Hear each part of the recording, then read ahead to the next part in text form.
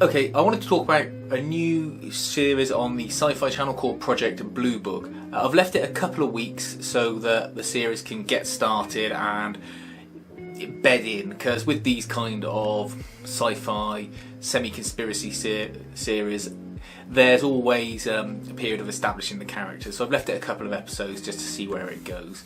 It follows Aidan Gillen as a professor who is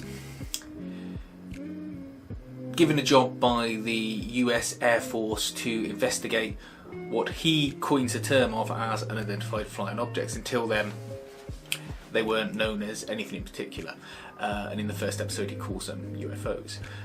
This is mainly to try and rationalise sightings and events involving UFOs, essentially debunking any sort of crazy theories about them being aliens, etc.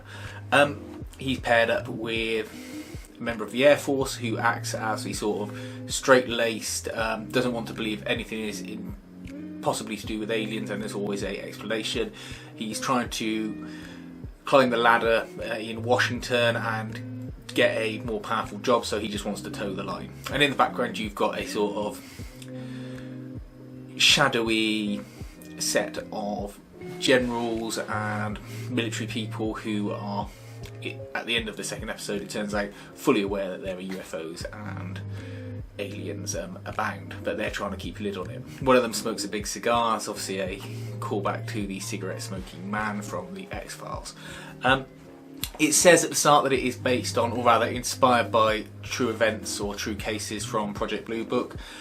I would say pretty loosely inspired, but in a way I'd rather it didn't say that at all, because I was quite happy to watch the show without it needing to have that tacked on the line. It follows in the steps of series such as obviously the X-Files, Fringe, which was one of my favourites, most likely because its consistency. I think it was more consistent than the X-Files, which went off the rails a lot, and even Steven Spielberg's Taken, which again is a really good mini-series about aliens and alien abductions and things. I don't think it's quite up there yet. Obviously I'm only 2 episodes in, but it's got great potential. One thing that I liked about the second episode was that it started going into actual aliens being involved. You got more of a conspiracy. There's people from what would appear to be the Russian government trying to like spy on the events that are going on. You've got a little revelation at the end about the aliens or UFOs being real, and so you know that it's not afraid to sort of go there, and it's not going to try and just push everything to one side and focus too much on it being a realistic series. It's got a very washed out colour palette, which I think goes well with the tone of the series, and it's also got a sound design that I don't really like.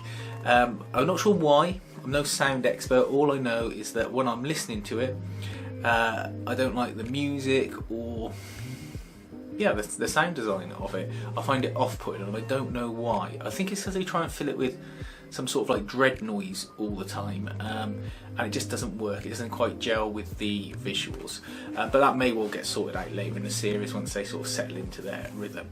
Is it worth watching? Yes, I think it's definitely worth watching if you liked the series that I've just mentioned, your X-Files and Fringe and that, and hopefully it doesn't get too silly. Want aliens to show up, want them to be involved in mysteries and get into sort of monster of the week things and backwards. I don't want them to get too caught up in a deep conspiracy, because with American series it can tend to get a little bit drawn out and contrived.